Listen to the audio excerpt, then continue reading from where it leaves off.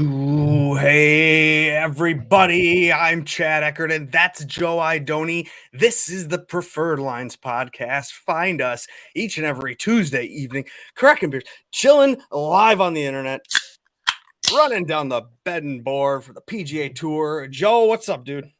Happy birthday, Chad. Good timing on that crack. That was a simultaneous beer crack there. Well done by professionals like ourselves. It's good to have you back. Happy birthday. How old are you now, Chad? Tell the people. Oh, God. 31, 32? Yeah, you think, right? This baby face is 37 years old, my friend. 1985. Looked like you had a nice steak dinner with the wife. It looked lovely. A glass of wine. Now we're cracking beers. We're talking waste management. That's right. That's right. We're getting right to the betting board because that's what we do on my birthday. We're going to get right to the betting board. We got Jish Swish behind the scenes. He's going to post it up for us. If you're following along on YouTube, please hit the like button, hit the subscribe button, hit that little notification bell. You'll see us go live. This is Tuesday night. Right after this, we've got the Golf Guys program. It's a fun night every Tuesday live. Come on, right? Bring the energy. We need your comments. So go to the YouTube page. We can't see them on. I was thinking about setting up my iPad over here and putting Twitter on, and then I could see the comments or whatever. I was thinking about doing that, so maybe we'll do that. I thought about that before. They can't get their act together. Yeah, somehow they can't figure that out, but I thought about that before as well, just kind of pulling it up to my phone so we can interact with our friends all over the internet in all different places. But yes, waste management. At the tippity, I'll let you do your thing. It's your birthday. Do your thing. Show us at the tippity tip top. It's John Rahm, of course, because this is another tournament where John Rahm's in it, and he's at the top of the betting board. He's the top of the world rankings. He is great at the course history. He's good at recent form. He's the talk of the week, typically. Do we even want to talk about him? Do we have to do that? It's kind of sucks this spot we're at in golf betting right now where we don't really spend much time talking about the best players in the field because they're virtually unbettable. I don't think you can bet this number. Part of it is how do you construct a card? And I kind of hate that phrasing, but how do you take multiple guys, which we like to do? I'm not a single bullet person, but in order to invest enough in John Rahm to win, you kind of have to really limit the amount of guys you can take. We like to take in content. We like to make different picks. We like the options on a Sunday to have different guys to sweat out that are going to pay off a little bit more than 7-1. Not my kind of golf bet. What about you? Well, it feels like a little bit of Russian roulette here at the top with Rahm, JT, and Cantlay. So you avoid them. You just try to get in and get out of the week without one of those guys ruining and blowing your stuff up. So we're trying to get in and get out without touching these guys. And hey, finish second. Great, John Rahm. Good for you. Go for it. Maybe you play him on DraftKings, but you can't bet him. So we got to go down. We got to talk. Let's just skip this stuff. Do you go to Hideki though? Probably not. I mean, this is a deep field though, Joe. So do you have some opinions on anyone other than the three bullets at the top? Yeah, look, I really like Justin Thomas this week. He's unbettable at that number. I think that he's playable in DraftKings. Patrick Cantlay is way overvalued at this point. I'm not.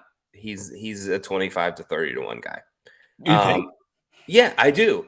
Look, that's where his sweet spot was. If you look at the times that he won, it was in that 30-1 range at the Zozo, which I consider like one of the more legitimate wins that he has. His other one, he literally set the PGA Tour record for strokes gained putting in one of his 3 wins last year. True.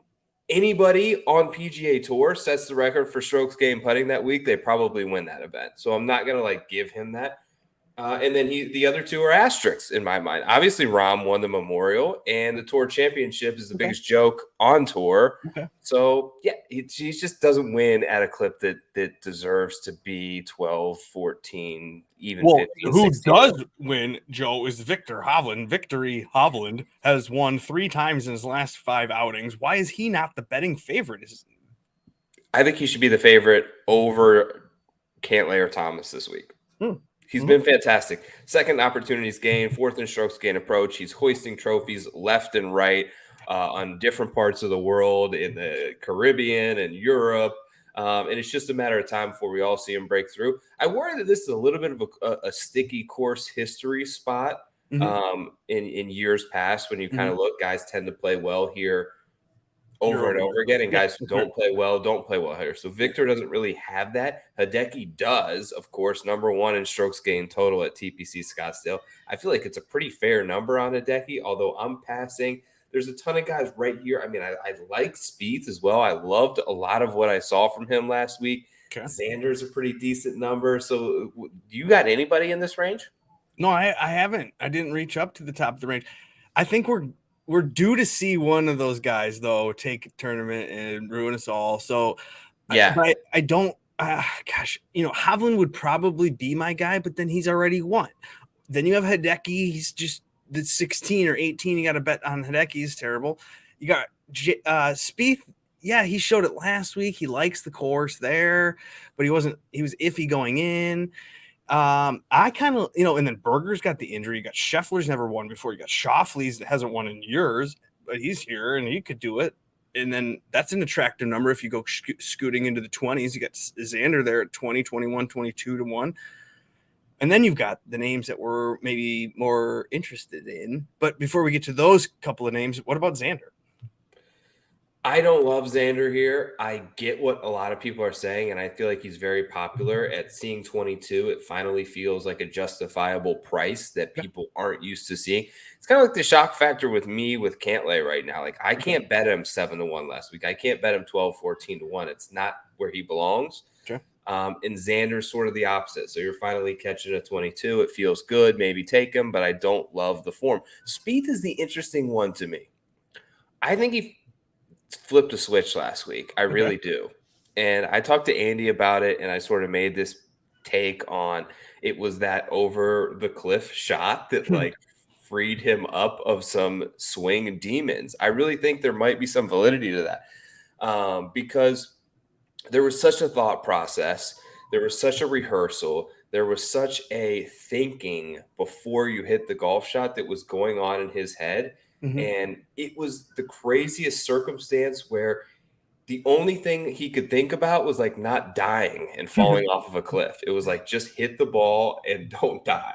And he did it. And it like freed him up. And he started making a ton of birdies. He made this charge on the back nine immediately after that. I don't think it was coincidental. He started getting back to Jordan Spieth, the shot maker of, I'm not going to think. I know what I do. I spray it around everywhere. I get myself in these situations, and somehow I end up with 9 out of 18 opportunities and great looks for birdie, and I hole 15-foot putts. Yeah. I feel like he got that back a little bit. He's second in strokes gain approach and strokes gain total recently at this particular course. So he has an affinity for here.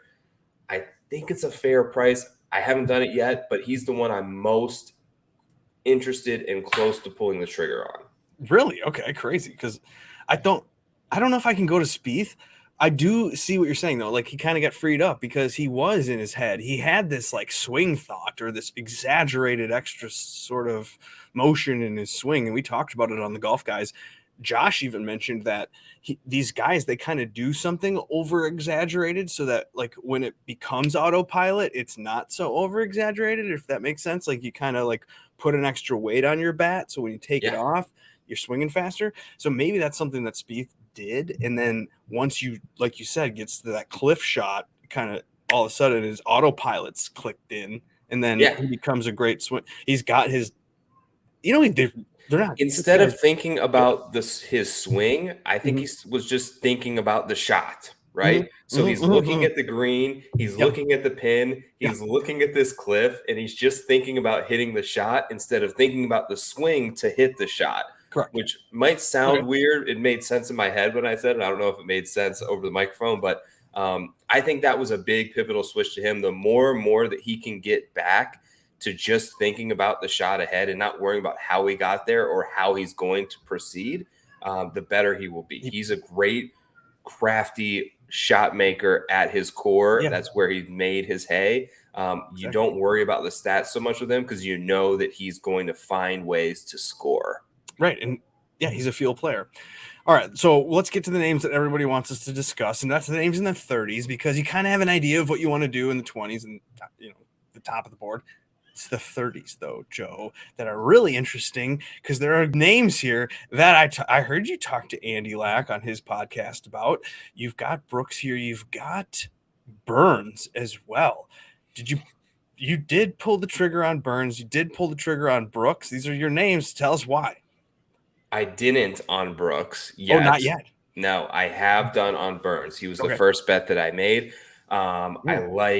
I just thought the number was really good. It was higher than I was expecting it to be when it came out. Since I think it's dropped a little bit, but it looks like there are still some 34s out there and plenty of 33s. So I got 35. So it's not moved a whole lot.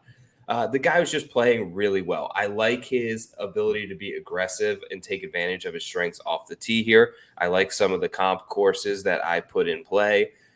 Summit Club, TPC Craig Ranch, which is a Weiskopf TPC design not far from there. Scottsdale is obviously a Weiskopf design. Also, both par 71s, pretty similar. He finished second to KH Lee there.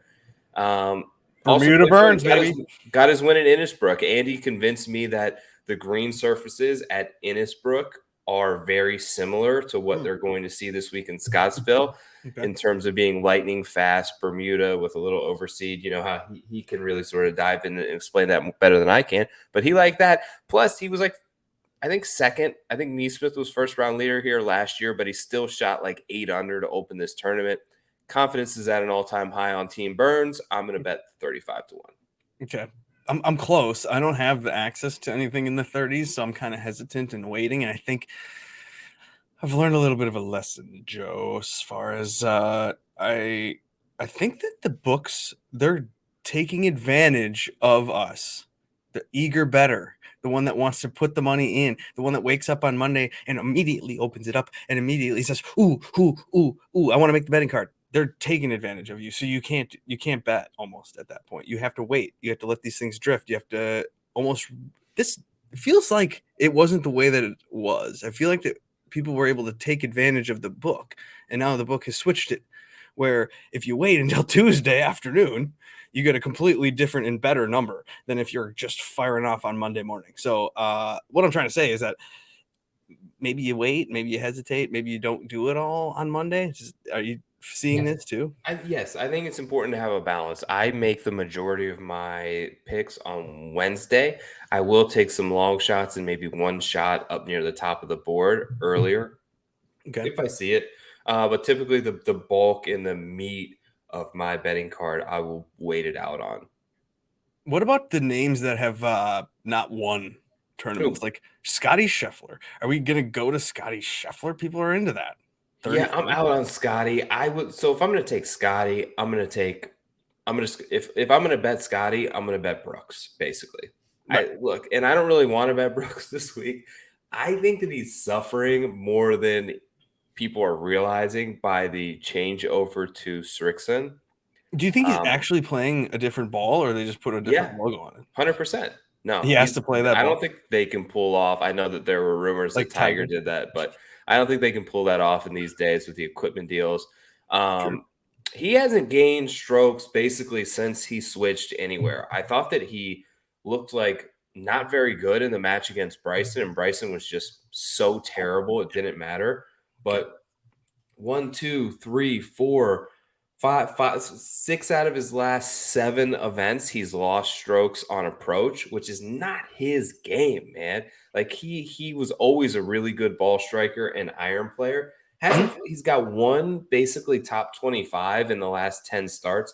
Things aren't good enough for me right now to pull the trigger at this 30 number. I don't believe. The guy I'm most interested in is Dan Berger. Because here's the thing, Chad. Like, this has been the year of not betting the guys at the top and trusting what your stat model is telling you. It spit out Cameron Smith, the number 1 guy in the field for me at the Century Tournament of Champions. He won. I know Russell Henley did not win, but if anyone ran a stat model that week of the Sony, Henley was like jumping off the board saying, bet me at 50 to 1 right here. He didn't get it done. Luke List was all over everyone's stat model, and finally he came through for those people who were playing him.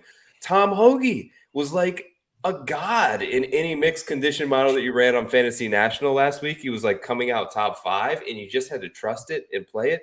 Berger is number 1 in my stat model this week. Mm. Have you heard anything about the injury? Because I feel like if he's going to play and he just tells us that it's okay, even if he's lying, I'm going to bet it. I think he's fine, honestly. I think we would have already heard by now. Okay. I don't know though.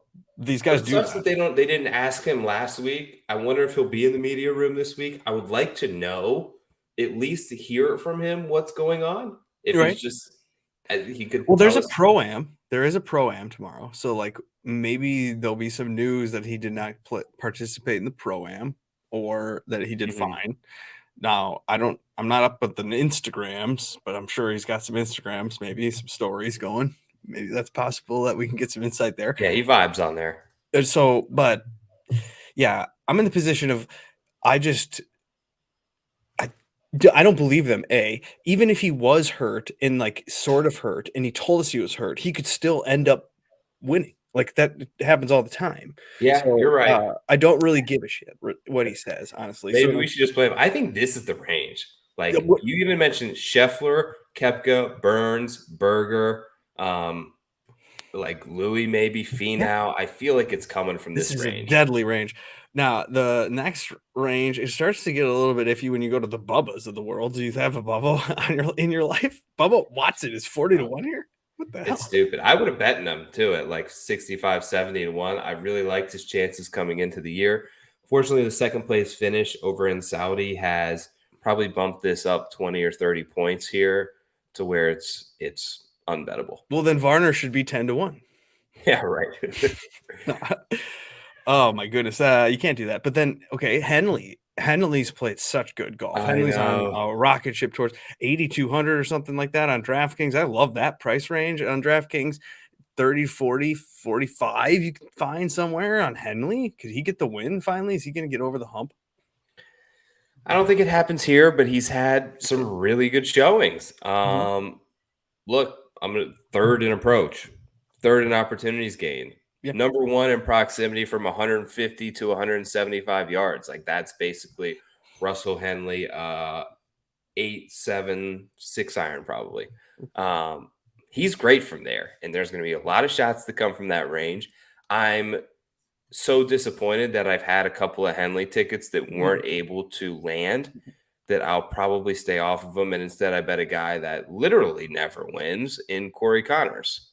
I bet Corey Connors too. Did you? Okay. Yeah. I got 45-1. I feel like there's better numbers out there. Andy said he got like a 60.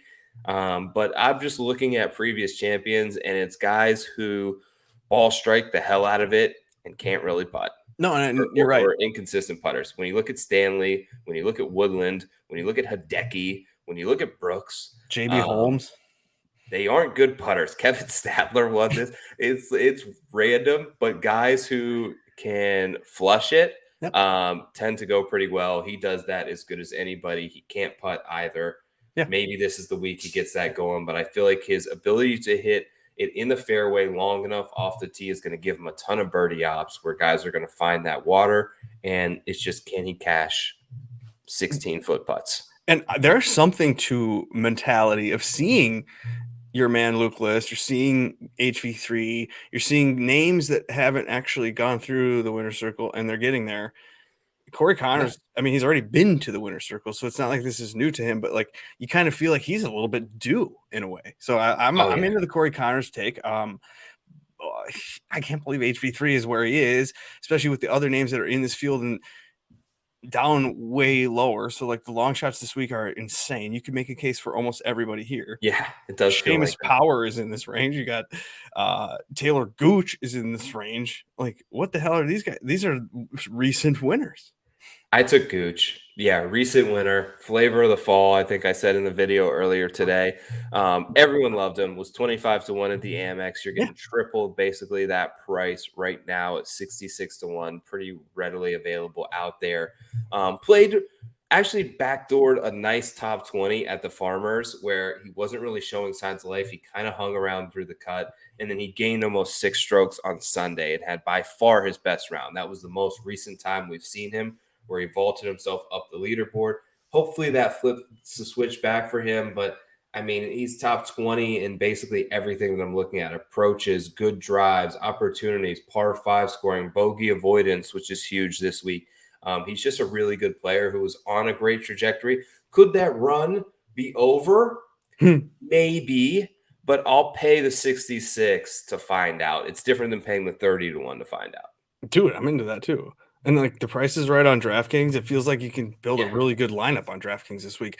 You know why that is, Joe? I think that the gap between the elites and then the really greats is so small.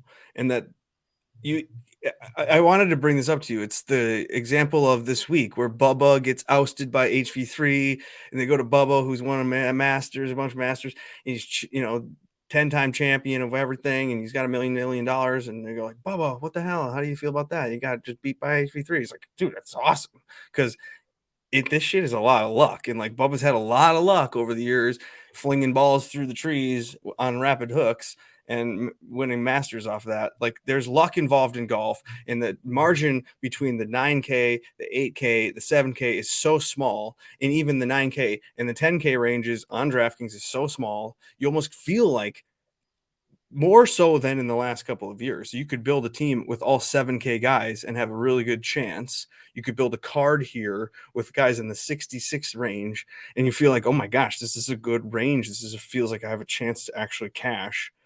I don't know Yeah. if that felt that way 3 years ago. Maybe the Yeah. gap has shrunk. I don't know if that makes any sense. It does. It's incredibly deep right now. I think that's the point you're getting at. There is a real crop of extreme talent in the very top tier. So Rom, Cantlay, Thomas. But the thing with them is like they can Xander, you could probably like these guys really Cantlay and Rom because Thomas is a bit volatile right now. Sure.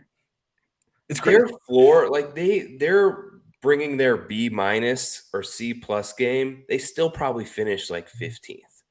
But Yeah, it's not like they're winning with a B plus game. Like they got to you play can't. really, Yeah, really well to win. Taylor Gooch's B minus game probably misses the cut, maybe. You're but right.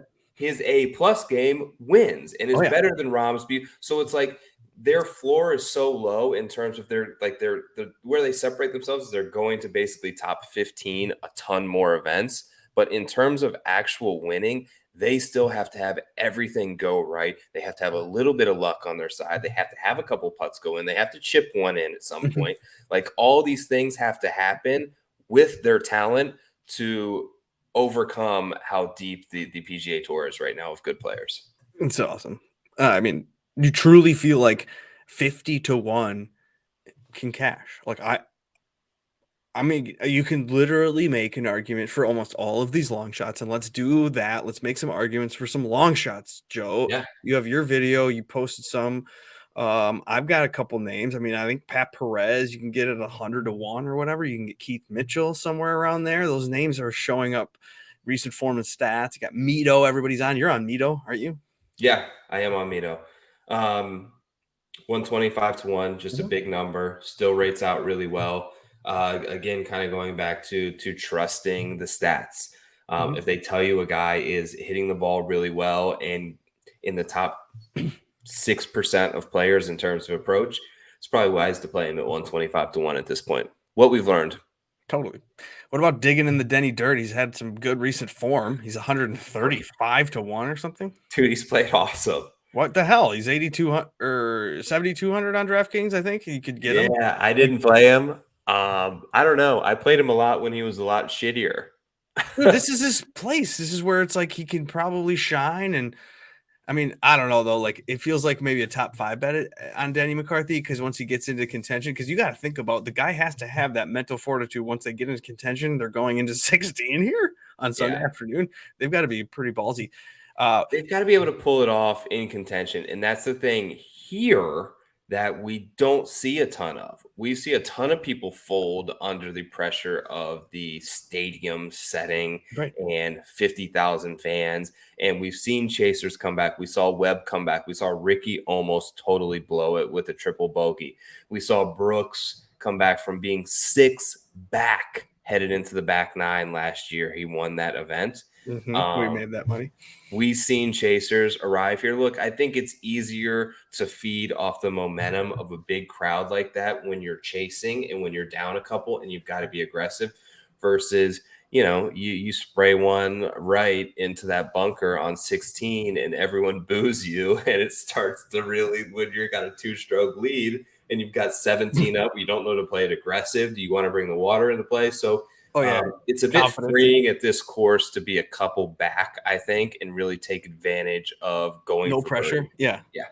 Oh yeah, the pressure is serious here. Han felt it. You have to look into the 150 to 1 range. Throw a couple bucks on these people. I mean, you got Birdie, Brian Harmon is there. Matt Kuchar, course history guy. You got Kevin Kisner. Somehow he's 150 to 1 in the tournament to win. He just won, didn't he? Yeah. So, and then Lucas Herbert won at one point. He's 200 to 1. So there's winners on tour that are in the 100 to 1 range where $1 will save your week. What will also save your week next week on Valentine's is Manscaped. That stuff's the best, actually. I wanted to talk to you, Joe, about the Lawnmower 4.0. We've had it for over a month now. The thing is great. It's safe to use. It's waterproof. I could do it in the shower. It's got a little light on it. It's very easy. You know what this does? Reduces the risk of ingrown hairs. It reduces the risk of grooming accidents. The performance package that we received from Manscaped has everything a guy needs. It's got all the gels and the juice and the juice, all the stuff. Yeah. Right. It was pretty legit sort of packaging and branding that they sent over. You're right. Like a little clip protector, and they've got the thing holds a charge for a long, it's really well made stuff and well presented stuff that they send to you. The promo code is on the bottom there. We encourage you to give it a shot. This is a good time of year to give them a try. Yeah, the Golf Guys 20 will get you 20% off in worldwide shipping. I was afraid to go down towards the balls. That's scary. I didn't want to do it, honestly. But this thing's very safe because it has the advanced skin-safe technology that reduces cuts and nicks on your delicate balls. It even has a 4000K LED spotlight, like I mentioned, so that you can get really close to things. You can shave very closely. And did I mention it's also waterproof? I did mention that. This is great. Go to get your own package at manscaped.com using the Golf Guys 20 promo code. And your balls and your lady will thank you. Yes, you will have a happy, happy Valentine's Day. Joe, should we talk about who I have the house on this week? Yes, reveal. All right. It is a 66 to 1 house bet. Wait, can I guess? Sure. Okay, so I don't think it's Gooch. No, I like Gooch, though. I think, is it your boy that you love in Billy Horschel? No, but I did bet him, too. And then I can find him even at 70. I bet the house on Abraham Answer. Okay, let's hear the take. I've got some reasons why. I predicted the pricing, something I'm going to try to do going forward on Twitter. You predict the pricing. I predicted that his pricing would be in the $9,000 range, and the guy's $7,900. I thought he'd be 40, 50 to 1. He's 66 to 1s. I love that stuff. The value's there. Answer won a tournament at the TPC Southwind on Bermuda back in just August. Now, he's kind of struggled a little bit into the fall area, out of the new season. But last week, the Saudi, we're giving Bubba all the credit for being T2. What about the guy that was T9 or 8? Top 10 for Answer last week in Saudi. Did you miss that? I saw that. So I like that. Also, what else? Feels like the TPC Scottsdale should be a good fit for him. I don't know. He hasn't played it all that much. He saw his buddy Carlos Ortiz almost win this thing last year. He knows this is a TPC. He likes this kind of grass. He likes this kind of weather. This is the value that we like. 66 to 1? Kidding me? Almost. I want to compare this thing to the Brooks of last year, where you got a guy struggling coming in, and you got a guy that's a winner. You got a guy that's up and comer in his career, a guy that we know isn't looking ahead at Genesis because he can't win at Genesis. Shit's too long. You got to get him here right now. Abraham Answer. You got these short hitters on this kind of a course. I love it. I love 7,900 on DraftKings. I love the 66 to 1. I'm all in on Abraham Answer, baby. House bet is in. do it. All right. Thank you for watching. This is the end of the program. Next up, golf guys, we're going to talk about Josh Bennett is having a kid. Yes. So we're going to talk about all that. He could have left mid-show. That's some good content there. Yeah, it could happen any minute. So thank you for watching this. You can like and subscribe. You can see us every Tuesday night, streaming live, YouTube, Twitter, iTunes later. Yep. Hit the music, Joe. Josh. See you guys. Good luck next show. Josh, good luck, baby. Hope everything's good. Peace.